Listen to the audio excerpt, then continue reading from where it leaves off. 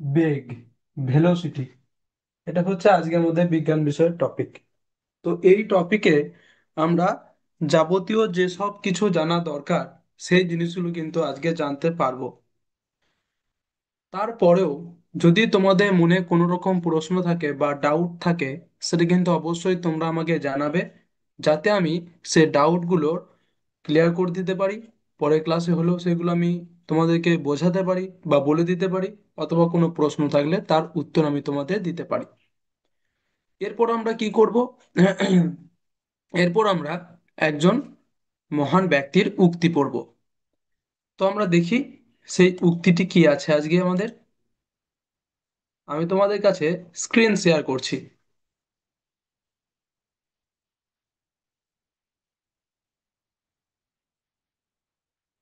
দেখো, আশা করছি তোমরা আমার স্ক্রিন শেয়ারটা দেখতে পাচ্ছ। এখানে একজন মহান ব্যক্তির ছবি এখানে রয়েছে। সেই মহান ব্যক্তিটি হলেন কবিগুরু রবীন্দ্রনাথ ঠাকুর, এবং তিনি যে উক্তিটি করেছেন সেই উক্তিটি আমরা এখন পড়ব। তার উক্তিটিতে রয়েছে, শিক্ষিত মানুষের অভাব নেই এই পৃথিবীতে, কিন্তু শিক্ষিত বিবেকের বড্ড অভাব। শিক্ষিত মানুষের অভাব নেই এই পৃথিবীতে, কিন্তু শিক্ষিত বিবেকের বড্ড অভাব। এই উক্তিটি রবীন্দ্রনাথ ঠাকুরের লেখা, বা তিনি এই উক্তিটি করেছেন। তো এবার আমরা জানবো যে এই উক্তিটি তিনি কেন করেছেন। এর পিছনে গভীর একটা যে অর্থ রয়েছে, সেই গভীর অর্থটা কি, অর্থাৎ তিনি কি চিন্তা ভাবনা করে এই উক্তিটি আমাদেরকে বলেছেন, বা কি আমাদেরকে এই উক্তিটির মাধ্যমে তিনি শেখাতে চেয়েছেন। এই প্রশ্নগুলোর জবাব আমরা কি করে পাবো, সেটা আমি তোমাদের বলবো। দেখো, বাক্যটির অর্থ হলো, এই পৃথিবীতে শিক্ষিত মানুষ বা ডিগ্রিধারী লোকের সংখ্যা অনেক। ডিগ্রিধারী বলতে যেমন তোমরা দেখতে পাবে, কেউ বলে আমি গ্রাজুয়েশন করেছি, এতে আমি অনার্স করে গ্রাজুয়েশন করেছি, কেউ বলে মাস্টার্স করেছি, কেউ বলে পিএইচডি করেছি, কেউ ইঞ্জিনিয়ারিং করেছে, কেউ এমবিবিএস করেছে, যাই হোক, কেউ ডক্টর নিয়ে পড়েছে, কেউ নার্সিং নিয়ে পড়েছে। বিভিন্ন রকম মানুষের কাছে বিভিন্ন রকম ডিগ্রি রয়েছে। অসংখ্য ডিগ্রি কিন্তু বিভিন্ন মানুষের কাছে রয়েছে। এটা কি বলছে, ডিগ্রিধারী লোকের সংখ্যা অনেক এই পৃথিবীতে, কিন্তু বিবেকবান ও নৈতিকভাবে শিক্ষিত মানুষের সংখ্যা খুব কম। বুঝতে পারছো? এবারে বিবেকবান ও নৈতিকভাবে শিক্ষিত মানুষের, বিবেকবান কথার অর্থ কি সেটা তোমরা বুঝতে পারবে এরপর বলবো। প্রথমে বলবো, শিক্ষিত মানে শুধু বইয়ের জ্ঞান অর্জন করা নয়। শিক্ষিত মানে শুধু যদি আমরা ভাবি যে বইয়ের জ্ঞান অর্জন করা, অর্থাৎ বই থেকে পড়লাম, নিউটনের তিনটে সূত্র মুখস্থ করে নিলাম, ঠিক আছে, আহ, এবং ইংরেজিতে আমরা যেগুলো সেন্টেন্স করছি, ঠিক আছে, পার্টস অফ স্পিচ শিখে নিলাম, তাতেই হয়ে গেল না। সেটা কিন্তু অ্যাকচুয়াল, তাকে শিক্ষিত হওয়া বলে না। ঠিক আছে, তাকে কিন্তু শিক্ষিত হওয়া বলে না। আর এখানে বলতে চাইছে যে বিবেকবান, বিবেকবান মানে হচ্ছে ভালো মন্দ, ন্যায় অন্যায়ের পার্থক্য বোঝা এবং সেই অনুযায়ী আচরণ করা। এটাই কিন্তু আসল শিক্ষা। ঠিক আছে, অনেকেই পড়াশোনা করে বড় ডিগ্রি পায়, কিন্তু যদি তাদের মধ্যে সততা, মানবতা, সহানুভূতি ও নৈতিক মূল্যবোধ না থাকে, তবে সেই শিক্ষা সমাজ বা দেশের কোনো উপকারে আসে না। তাহলে আসল শিক্ষা কোনগুলো? এইগুলোই আসল শিক্ষা। কোনগুলো? সততা, মানবতা, সহানুভূতি ও নৈতিক মূল্যবোধ, এইগুলোই। প্রকৃত শিক্ষা মানুষকে শুধু জ্ঞানী করে না, তাকে সৎ, দায়িত্ববান ও নৈতিকভাবে সচেতন করে তোলে। বুঝতে পারলে তাহলে? এরপর আমি একটু এটাকে ইংরেজিতে বলে দিচ্ছি, শোনো। The sentence means, there is no shortage of educated people in this world, but there is a great shortage of people with an educated conscience. Educated here does not just mean having bookish knowledge or academic degrees. Conscience means the ability to distinguish between right and wrong and to act accordingly. Many people study and earn high degrees, but if they lack honesty, humanity, compassion, and moral values, their education does not truly benefit society or the nation. True education does not merely make a person knowledgeable, it makes them honest, responsible, and morally conscious. ওকে, এরপর এই উক্তিটি পড়ে তাহলে আমরা কি শিখতে পারলাম বা জানতে পারলাম? তো এই কথার দ্বারা বোঝানো হয়েছে যে শুধু পড়াশোনা করে ডিগ্রি অর্জন করলেই মানুষ সত্যিকার অর্থে শিক্ষিত হয় না। সত্যিকারের শিক্ষা হলো যখন মানুষের বিবেক জাগ্রত হয় এবং সে ভালো কাজে নিজেকে নিয়োজিত করে, সেটা হচ্ছে আসল শিক্ষা। বুঝতে পারলে? This statement means that obtaining degrees alone does not make a person truly educated. Real education awakens a person's and conscience and inspires them to engage in good and righteous deeds. তাহলে আশা করছি তোমরা বুঝতে পারলে যে রবীন্দ্রনাথ ঠাকুরের এই উক্তিটির অর্থ কি। এরপর আমরা কি করব? এরপর আমাদের যে মেন টপিক ছিল সেটাতে ফিরে যাব। আমাদের মেন টপিক ছিল, দেখে নি, একটা প্রেজেন্টেশনের সাহায্যে আমরা বোঝার চেষ্টা করব। দেখো, আমাদের মেন টপিক ছিল ভেলোসিটি, বেগ, তাই না? একদমই তাই। তো প্রথমে আমাদেরকে কি জানতে হবে? প্রথমে আমাদেরকে জানতে হবে যে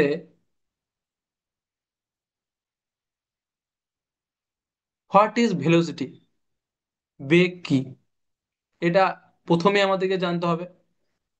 তোমাদেরকে বলি, ক্লাস এখন শুরু করছি, তো তার আগেই তোমাদের বলি তোমরা কিন্তু খুব ভালোভাবে ক্লাসটা করবে, যাতে এই যে প্রেজেন্টেশনগুলো দেখাচ্ছি, যে লেখাগুলো দেখাচ্ছি, সেগুলো থেকে কিন্তু আমি তোমাদের শেষে প্রশ্ন জিজ্ঞাসা করবো, এমসিকিউ।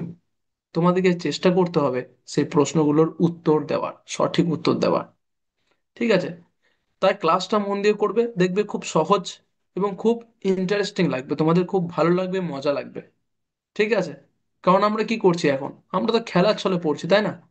আমরা কোথায় পড়ছি বেশি বেশি? আমরা তো খেলছি। দেখো, এবারে দেখি কি বলছে। হোয়াট ইজ ভেলোসিটি, বেগ কি? Velocity is equal to speed plus direction. It tells us how fast and in which direction an object moves. Definition: the rate of change of displacement. এটাই আমি একটু বাংলায় বোঝাই। বেগ হলো কোনো বস্তুর দ্রুতি এবং দিক।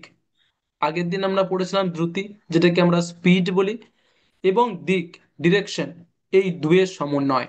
তাহলে বুঝতে পারলে ভেলোসিটি, এখান থেকে প্রশ্ন আসতে পারে যে ভেলোসিটি কিসের সমন্বয়, কোন দুটির সমন্বয়? একটা হচ্ছে কি, একটা হচ্ছে স্পিড, আর একটা হচ্ছে ডিরেকশন। একটা হচ্ছে দ্রুতি আর একটা হচ্ছে দিক। বুঝতে পেরেছো? ওকে। এরপর বলছে অর্থাৎ বেগ আমাদের জানায় একটি বস্তু কত দ্রুত এবং কোন দিকে চলছে। অর্থাৎ বেগ থেকে আমরা কি জানতে পারি? সহজ ভাষায়, যে একটি বস্তু কত দ্রুত, অর্থাৎ কতটা স্পিডে যাচ্ছে এবং কোন দিকে চলেছে, অর্থাৎ তার ডিরেকশনটা কোন দিকে, উত্তর না পূর্ব না পশ্চিম না দক্ষিণ। ঠিক আছে? কোন দিকে যাচ্ছে এবং কতটা স্পিডে যাচ্ছে, সহজ ভাষায় বলতে গেলে তাকে আমরা বলবো ভেলোসিটি বা বেগ। সংজ্ঞাতে কি বলেছে দেখো, সংজ্ঞা বলছে কোনো বস্তুর স্থানান্তরের হারকে বেগ বলে। কোনো বস্তুর স্থানান্তরের হারকে বেগ বলে। এটা যখন আমরা করব, তখন তো আমরা বলতে পারি না, তাই না, যে আমাদের যদি ডেফিনেশন জিজ্ঞাসা করে। ঠিক আছে? তো ডেফিনেশন জিজ্ঞাসা করার সময়, যদি আমাদের ডেফিনেশন জিজ্ঞাসা করে, তখন আমরা তো এটা বলতে পারি না, না, তাই না, যে এরকম করে ভেঙে বোঝাতে পারি না, স্পিড প্লাস ডিরেকশন লিখলে তো হবে না, তাই এখানে আমি ডেফিনেশনটাও লিখে দিয়েছি। ওকে, গুড। ওকে, দেখো তারপরে কি আছে দেখি। তাহলে বুঝতে পারলে হোয়াট ইজ ভেলোসিটি, বেগ কি, বেগের সংজ্ঞা কি? আশা করছি বুঝতে পারলে। এরপর আমরা নেক্সট পেজে চলে যাব। দেখো, ফর্মুলা অফ ভেলোসিটি। ভেলোসিটির ফর্মুলাটা কি, বেগের সূত্রটা কি? দেখো কি দিয়েছে, V is equal to S by T. হ্যাঁ, অর্থাৎ যেখানে ভি হচ্ছে ভেলোসিটি, এস মানে হচ্ছে ডিসপ্লেসমেন্ট, আর টি মানে হচ্ছে টাইম। তাহলে এর সূত্রটা কি?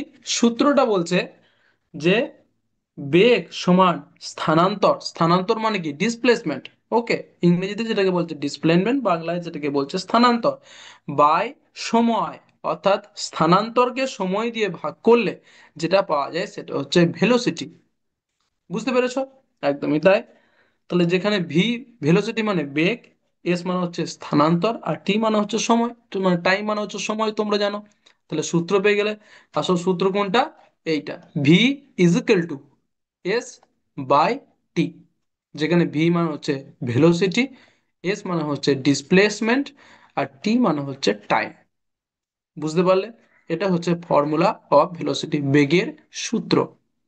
এই সূত্রটাও কিন্তু থেকেও কিন্তু প্রশ্ন আমি শেষে তোমাদের জিজ্ঞাসা করতে পারি। তো তোমাদেরকে সেটা মনে রাখার চেষ্টা করতে হবে, নোটস করতে হবে এবং মুখস্থ করতে হবে। গুড। এরপর আমরা কি করব? নেক্সট পেজে যাব। দেখো নেক্সট পেজে রয়েছে ইউনিটস অফ ভেলোসিটি। আমরা ফর্মুলা পেয়ে গেলাম, বের করে নেব যে একটা বস্তুর ভেলোসিটি কত, সেটা আমরা নিশ্চয়ই বের করে নিতে পারবো, তাই না? কারণ ফর্মুলা পেয়ে গেছি। কিন্তু বলবো এককটা কি? যদি বলি বস্তুটি বেগ কত 10, হবে কি?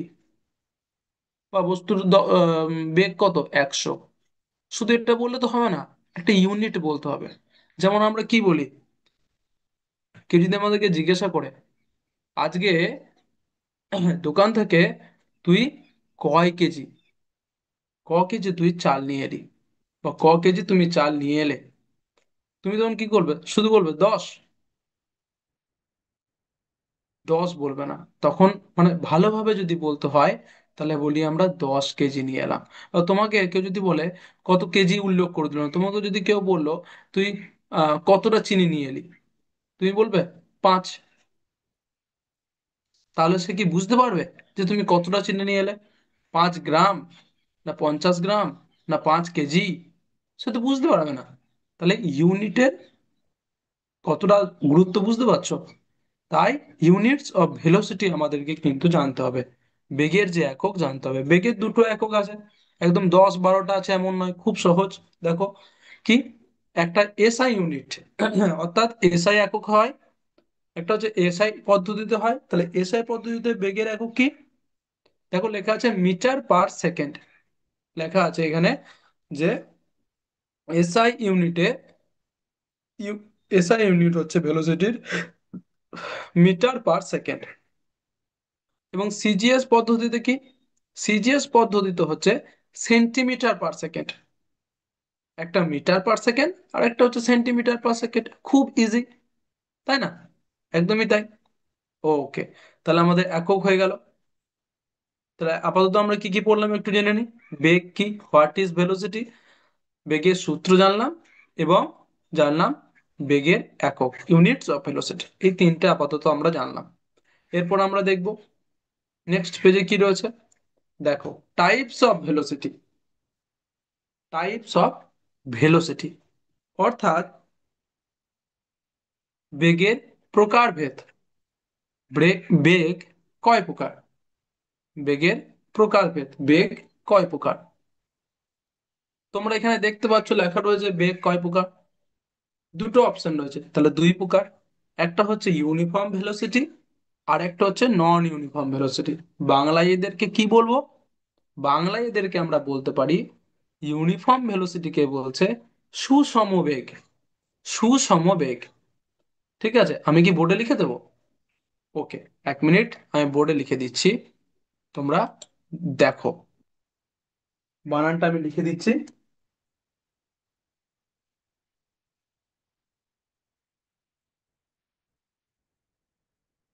1 নম্বর হচ্ছে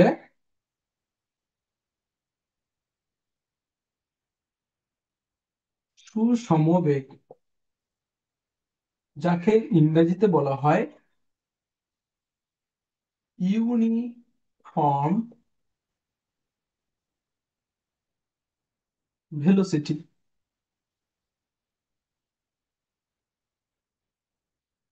ওকে, আর 2 নম্বর বলছে কি না অসুষম, একটা সুষম আর একটা হচ্ছে অসুষম বেগ। তাহলে অসুষম বেগ মানে কি, ইংরেজিতে কি হবে?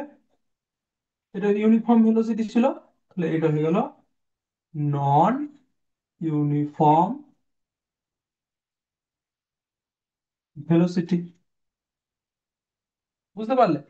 তাহলে আমরা দুটো এখানে পেলাম, একটা হচ্ছে কি না সুষম বেগ, ইউনিফর্ম ভেলোসিটি, আর একটা হচ্ছে যে অসুষম বেগ মানে হচ্ছে নন ইউনিফর্ম ভেলোসিটি। চলো এবার আমরা আবার প্রেজেন্টেশনটাতে ফিরে যাই।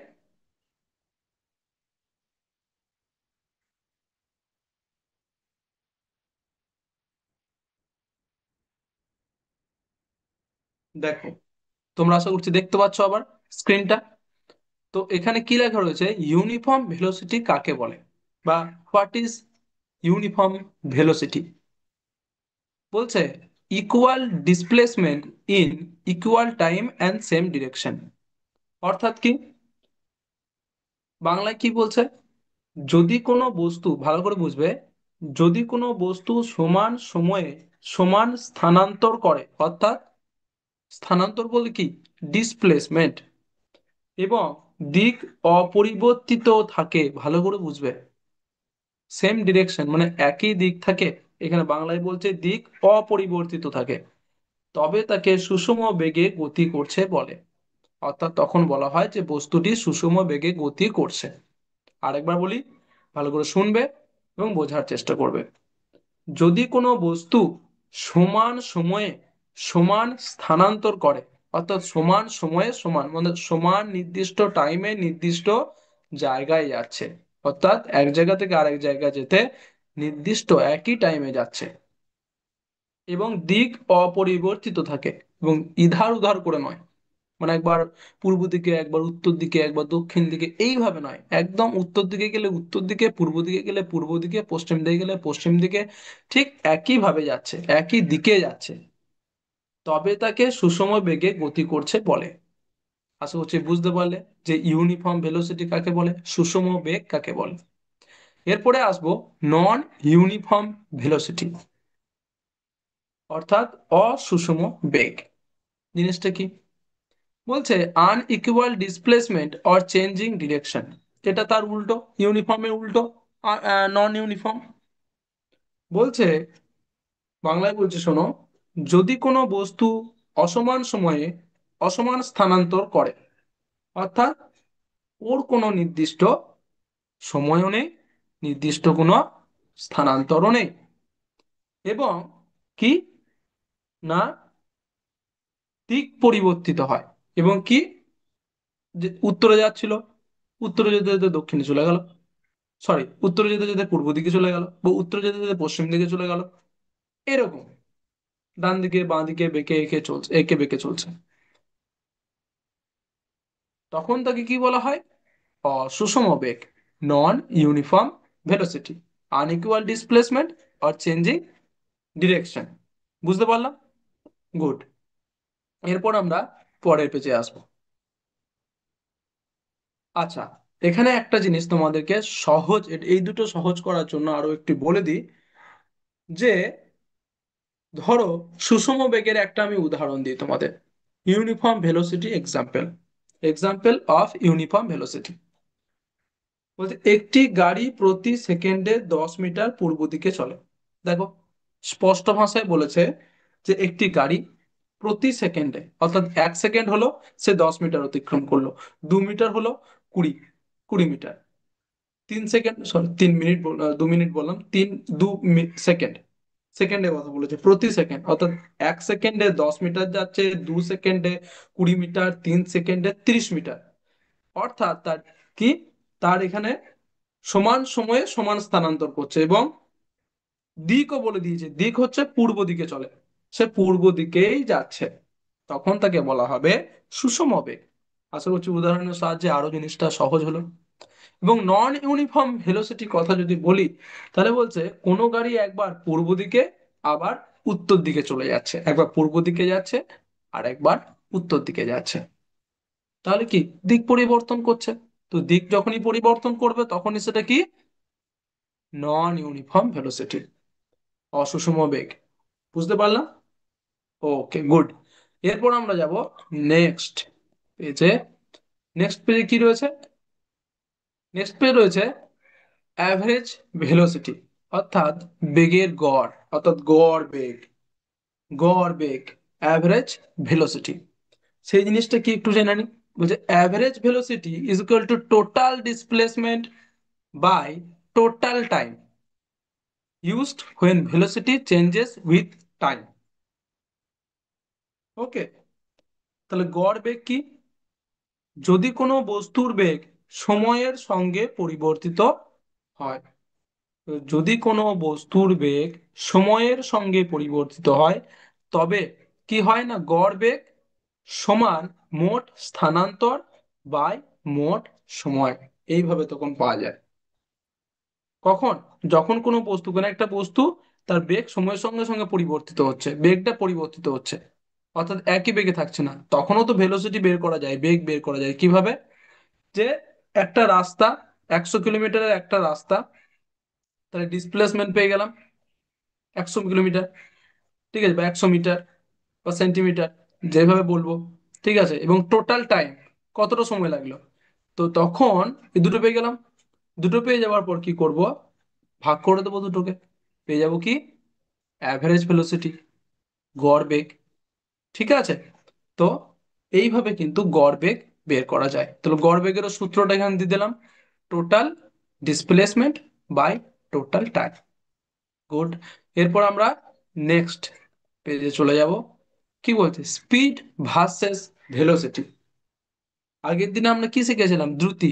তাহলে দ্রুতিও একটু মনে পড়ে যাবে, ডিভাইস হচ্ছে দ্রুতিটাও, স্পিড ভার্সেস ভেলোসিটি, দ্রুতি বনাম কি, বেগ।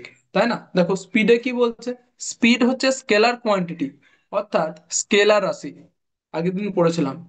আর ভেলোসিটি কি, ভেক্টর কোয়ান্টিটি, অর্থাৎ ভেক্টর রাশি, মনে রাখার চেষ্টা করবে।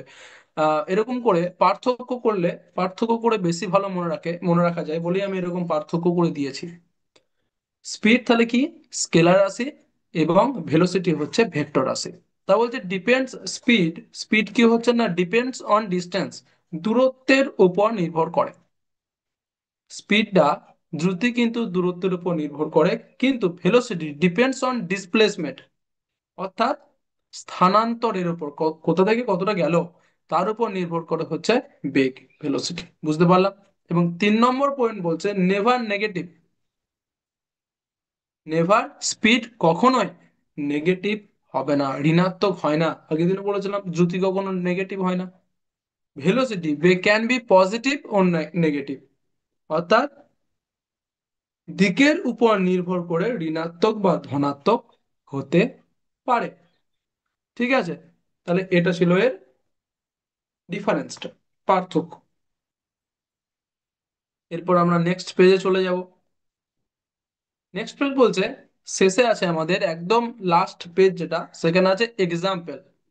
এক্সাম্পলে কি বলছে, দেখো এক্সাম্পলে বলছে a car travels 100 meter north in 10 seconds. তাহলে সেই গাড়িটির ভেলোসিটি কত? এখানে কার বলেছে, তাই আর বস্তু বলছি না, কার, তাহলে সেই গাড়িটির ভেলোসিটি কত, কি করে বের করেছে, ওই সূত্র দিয়ে দেখো, দেখতে পাচ্ছ, একটু বাংলাতে বলে দিই এটার মানেটা কি। একটি গাড়ি 100 মিটার উত্তর দিকে যেতে 10 সেকেন্ড সময় নেয়, তাহলে বেগ কত? এটা হচ্ছে প্রশ্ন, এটা হচ্ছে প্রশ্ন। দেখো, velocity is equal to 100 divided by 10, অর্থাৎ 10 দিয়ে 100কে ভাগ করেছে, ঠিক কত পেয়েছে, 10 10 এ 100, তাহলে 10 metre per second toward north, অর্থাৎ উত্তরের দিকে। উত্তর দিকে কত, 10 মিটার পার সেকেন্ড, তার মানে, এবং 10 মিটার পার সেকেন্ড মানে কি, বুঝতে পারলাম, প্রতি সেকেন্ডে 10 মিটার যায়, তাই না? প্রতি সেকেন্ডে কিন্তু 10 মিটার যায় গাড়িটা। তাহলে বুঝতে পারলাম যে কত মিটার যাচ্ছে এবং কতটা সময় নিচ্ছে সেটা বের করলেই আমরা বেগ বুঝতে পারবো। ঠিক এইভাবে। খুবই সহজ এটা, তাই না? তো এই টপিকটা খুবই সহজ ছিল, আমি জানি। ওকে। তো আশা করছি তোমরা এতদূর অব্দি যা যা পড়ালাম তোমরা বুঝতে পেরেছো। এরপর আমি কি করব? এরপর তোমাদেরকে আমি একটা ওয়ার্ড ওয়াল জিজ্ঞাসা করব বা দেখাবো, যেখানে তোমরা উত্তর দেওয়ার চেষ্টা করবে। এবং এখন যা যা পড়ালাম সেই সেখান থেকেই, এই ক্লাস থেকেই কিন্তু আমি প্রশ্নগুলো তোমাদের জিজ্ঞাসা করব। দেখো, spin the wheel to see which item comes up next. অর্থাৎ একটা হুইল আছে, চাকা আছে, যেটাকে ঘোরাবো, এবং যে প্রশ্নটা আসবে সেই প্রশ্নের উত্তরটা তোমাদেরকে কিন্তু দিতে হবে। এবং টপিক কি? বেগ, ভেলোসিটি। চলো স্টার্ট করি। দেখো, খুব সুন্দর লাগছে। স্পিন করি তাহলে, স্পিন ইট। দেখো, স্পিন করলাম, দেখি কি প্রশ্ন আছে তোমাদের জন্য। দেখো কি প্রশ্ন এসছে। বলছে যে অ্যাভারেজ ভেলোসিটি, গড় বেগ সমান কি? সূত্রটা কি বলতে হবে এরপর। গড় বেগের সূত্র, বেগের সূত্র নয়, গড় বেগের সূত্র। Total distance by total time, না option B total displacement by total time? বলো তো, একটু ভেবে বলো যে অপশন এ হবে না অপশন বি হবে উত্তরটা।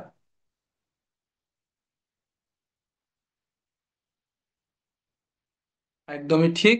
উত্তর হবে total displacement by total time, option B.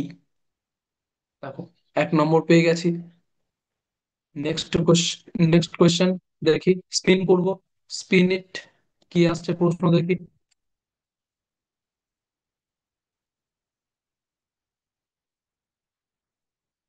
বলছে ফর্মুলা অফ ভেলোসিটি ইজ, বেগের সূত্র হলো। আগেরটা গড় বেগ ছিল, এটা হচ্ছে বেগের সূত্র। ভালো করে খেয়াল করবে, দুটো জিনিস কিন্তু আলাদা। এটা হচ্ছে বেগের সূত্র, আর আগেরটা ছিল গড় বেগের সূত্র। তাহলে বেগের সূত্র এবার কি বলো? V is equal to T divided by S, না V is equal to S divided by T? কোনটা হবে? টাইমটা উপরে ছিল, না ডিসপ্লেসমেন্টটা উপরে ছিল? মানে আমি বলতে চাইছি টিটা উপরে ছিল না এসটা উপরে ছিল? বলো তো। ভালো করে দেখলে বুঝতে পারবে যে এসটা উপরে ছিল, অর্থাৎ V is equal to S by T. তাই অপশন বি আমাদের উত্তর হবে। একদমই ঠিক। এরপর আমরা আবার স্পিন করব। এই এই প্রশ্নটা চলে গেল। স্পিন ইট। দেখো আমাদের প্রশ্ন কি এসছে দেখি। If A body moves equal distances in equal intervals of time, its velocity is। যদি কোনো বস্তু সমান সময়ে সমান দূরত্ব অতিক্রম করে তবে তার বেগ ড্যাশ। নন ইউনিফর্ম, অসুষম, না ইউনিফর্ম সুষম? ভালো করে পড়বে। যদি কোনো বস্তু সমান সময়ে সমান দূরত্ব অতিক্রম করে তবে তার সেই বেগকে কি বলবো, কি বেগ বলবো? অসুষম বেগ বলবো, না সুষম বেগ বলবো? অপশন এ আর অপশন বি, কোনটা সঠিক তোমরা আমাকে বলবে। বলো। উত্তর হচ্ছে ইউনিফর্ম, অর্থাৎ সুষম বেগ। আবার 1 পয়েন্ট পেয়ে গেছি, তার মানে ঠিক হয়ে গেছে। আবার স্পিন করি দেখি। স্পিরিট।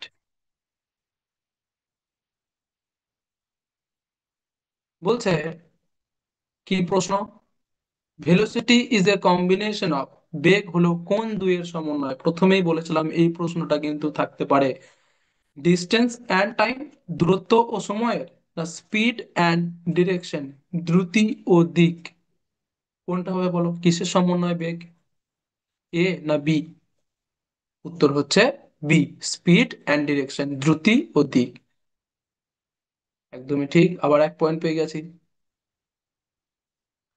আর দেখো 3টে প্রশ্ন বাকি আছে, আবার স্পিন করি। দেখো কি প্রশ্ন আসছে তোমাদের জন্য। বলছে ভেলোসিটি ইজ এ, বেগ হলো স্কেলার রাশি না ভেক্টর রাশি? স্কেলার রাশি কোনটা ছিল? স্কেলার রাশি ছিল আমাদের স্পিড, দ্রুতি। তাহলে ভেলোসিটির রাশি হলো ভেক্টর রাশি। রাইট, একদম। পরের প্রশ্নতে আমরা চলে যাই। স্পিরিট, কি প্রশ্ন বলছে? প্রশ্ন বলছে if A car changes it direction it's velocity, যদি কোনো গাড়ি দিক পরিবর্তন করে তবে তার বেগ সেম অপরিবর্তিত থাকে না চেঞ্জেস পরিবর্তিত হয়? বললো তো, পরিবর্তিত হয়, চেঞ্জেস, তাই না? একদমই তাই। দেখো আর পিন করতে দেবে না, কারণ একটাই প্রশ্ন বাকি আছে।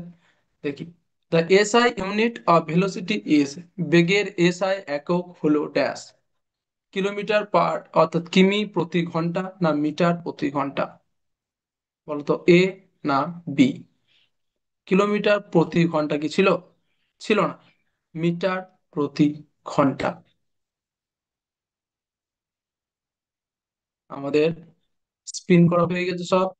এরপর আমরা একটু উত্তরগুলো দেখে নিই। দেখো, তোমরা দেখতে পাবে একেরটা ঠিক, দুইয়েরটা ঠিক, তিনেরটা ঠিক, চারের, পাঁচের, ছয়ের, সাতের। তাহলে আমরা, অর্থাৎ তোমরা সবকটা প্রশ্নের উত্তর ঠিক দিয়েছো।